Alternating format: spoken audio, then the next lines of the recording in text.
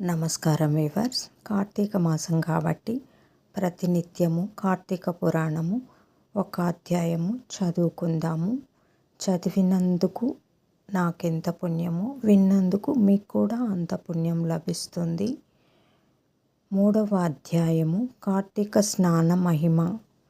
జనక మహారాజా, కార్తీక మాసమున ఏ ఒక్క చిన్న దానము చేసినను అది గొప్ప ప్రభావము కలది. అట్టివారికి సకలైశ్వర్యములు కలుగుటయే కాక మరణానంతరము శివ సాన్నిధ్యము చేరుదురు.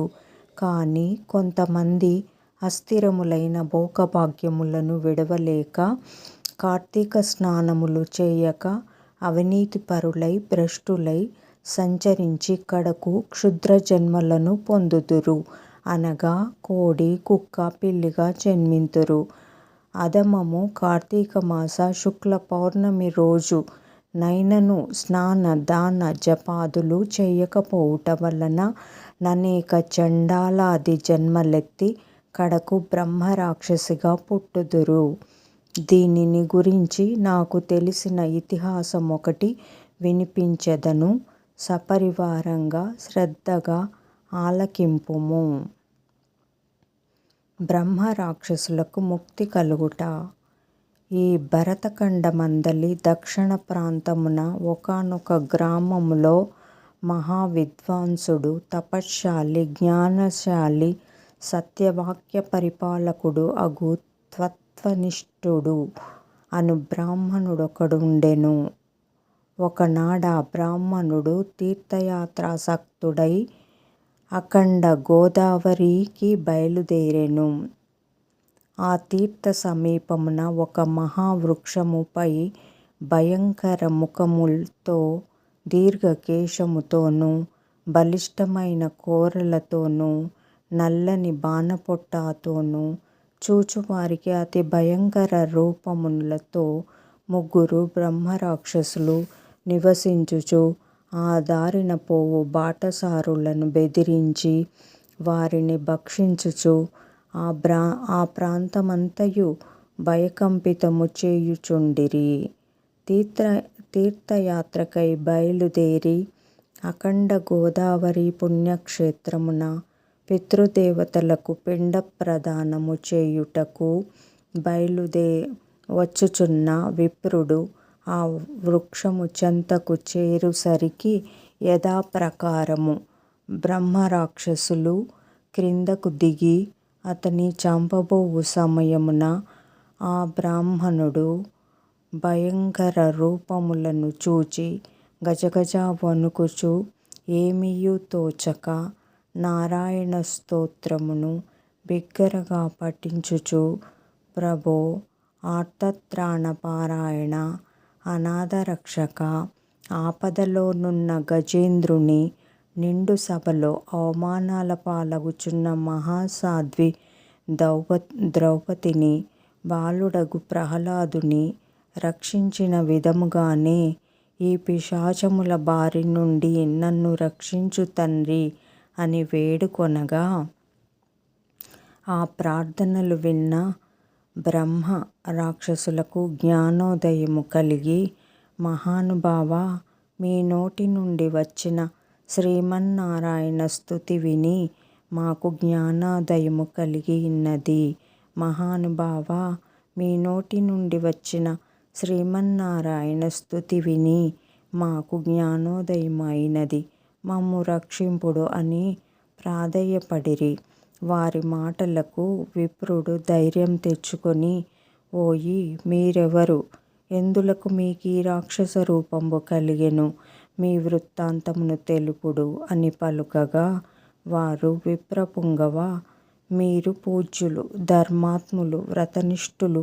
మీ దర్శనము వలన మాకు పూర్వజన్మమందలి జ్ఞానము కొంత కలిగినది. ఇక నుండి మీకు మా వలన ఏ ఆపద కలగదు అని అభయమిచ్చినవి. అందొక బ్రహ్మరాక్షసుడు తన వృత్తాంతమును ఈ విధముగా చెప్పసాగెను. నాది ద్రవిడ దేశము. బ్రాహ్మణుడను నేను. మహాపండితుడనని గర్వము గలవాడనై ఉంటిని. న్యాయాన్యాయ విచక్షణలు మాని పశువు వలె ప్రవర్తించితిని. బాటసారుల వద్ద, అమాయకపు గ్రామస్థుల వద్ద దౌర్జన్యంగా ధనము లాగుకొనుచు, దుర్వ్యసనాలతో భార్యాపుత్రాదులను సుఖపెట్టక, పండితులను అవమానపరచుచు లుబ్ధుడనై లోకకంటకునిగా నుంటిని. ఇట్లుండగా ఒకానొక పండితుడు కార్తీకమాస వ్రతము యథావిధిగా నాచరించి భూతతృప్తి కొరకు బ్రాహ్మణ సమారాధన చేయు తలంపుతో పదార్థ సంపాదన నిమిత్తము దగ్గరనున్న నగరమునకు బయలుదేరి తిరుగు ప్రయాణములో మా ఇంటికి అతిథిగా వచ్చెను. వచ్చినను పండితుని నేను దూషించి, కొట్టి అతని వద్దనున్న ధనము వస్తువులను తీసుకుని ఇంటి నుండి గెంటి వైచితిని. అందులకా విప్రునకు కోపము వచ్చి, ఓరి నీచుడా, అన్యాక్రాంతముగా డబ్బు కూడబెట్టినది చాలక, మంచి చెడ్డలు తెలియక, తోటి బ్రాహ్మణుడని కూడా ఆలోచించక, కొట్టి తిట్టి వస్తు సామగ్రిని దోచుకొంటివి కాన, నీవు రాక్షసుడవై నరభక్షకునిగా నిర్మానుష్య ప్రదేశములో నొందువుగాక అని శపించుటచే నాకీ రాక్షస రూపము కలిగినది. బ్రహ్మాశ్రమునైనా తప్పించుకోవచ్చు కాని బ్రాహ్మణ శాపమును తప్పించలేము కదా. కాన నా అపరాధము క్షమింపుమని వానిని ప్రార్థించితిని. అందులకాతడు దయతలిచి, ఓయి, గోదావరీ క్షేత్రమందొక వటవృక్షము కలదు. నీవందు నివసించుచు ఏ బ్రాహ్మణుడు కార్తీక వ్రతమాచరించి పుణ్యఫలమును సంపాదించి ఉండునో ఆ బ్రాహ్మణుని వలన పునర్జన్మ నొందుదువుగాక అని వెడలిపోయెను. ఆనాటి నుండి నేనీ రాక్షస రూపమున నరభక్షణము చేయుచుంటిని. కాని ఓ విప్రోత్తమా, నన్ను, నా కుటుంబాన్ని, వారిని రక్షింపుడని మొదటి రాక్షసుడు తన వృత్తాంతమును చెప్పెను. ఇక రెండవ రాక్షసుడు, ఓ ద్విజోత్తమా, నేను కూడా పూర్వజన్మలో బ్రాహ్మణుడనే. నేను నీచుల సహవాసము చేసి తల్లిదండ్రులను బాధించి వారికి తిండి పెట్టక మార్చి అన్నమో రామచంద్ర అనునటుల చేసి వారి ఎదుటనే నా భార్యా బిడ్డలతో పంచభక్ష పరమాన్నములతో భుజించుచుండెడివాడను. నేను ఎట్టి దానధర్మములను చేసి ఎరుగను.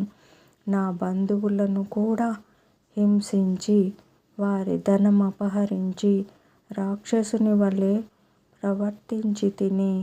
కాన నాకీ రాక్షసత్వము కలిగెను. నన్నీ పాప పంకిలము నుండి ఉద్ధరింపుము అని బ్రాహ్మణుని పాదములపై పడి పరిపరి విధముల వేడుకొనెను. మూడవ రాక్షసుడు కూడా తన వృత్తాంతమును ఇటుల తెలియచేసెను. మహాశయ, నేనొక సంపన్న కుటుంబములో పుట్టిన బ్రాహ్మణుడను. నేను విష్ణు ఆలయములలో అర్చకునిగా నుంటిని. స్నానమైనను చెయ్యక కట్టుబట్టలతో దేవాలయములో తిరుగుచుండెడివాడను. భగవంతునికి ధూపదీప నైవేద్యములైనను నర్పించక భక్తులు కొని తెచ్చిన సంభారములను నా ఉంపుడు గత్తెకు అందచేయుచు మత్స్య మాంసములను సేవించుచు పాపకార్యములు చేసినందున నా మరణానంతరమున ఈ రూపము ధరించితిని. కాన నన్ను కూడా పాప విముక్తిని కావింపుమని ప్రార్థించెను. ఓ జనక మహారాజా, తపోనిష్ఠుడగు ఆ విప్రుడు పిశాచముల దీనాలాపములాలకించి, ఓ బ్రహ్మరాక్షసులారా, భయపడకుడు. మీరు పూర్వజన్మలో చేసిన ఘోర కృత్యముల వల్ల మీకీ రూపములు కలిగెను. నా వెంట రండు, మీకు విముక్తిని కలిగింతును అని వారినోదార్చి తనతో గోదావరికి పోయి తనతో కొనిపోయి ఆ మువ్వురి యాతనా విముక్తికై సంకల్పము చెప్పుకొని తానే స్వయంగా గోదావరిలో స్నానమాచరించి స్నాన పుణ్యఫలమున ముగ్గురు బ్రాహ్మణులకు ధారపోయగా వారి వారి రాక్షస రూపములు పోయి దివ్య రూపములు ధరించి వైకుంఠమునకేగిరి. కార్తీక మాసములో గోదావరి స్నానమాచరించినచో హరిహరాదులు సంతృప్తి నొంది వారికి సకలైశ్వర్యములను ప్రసాదింతురు.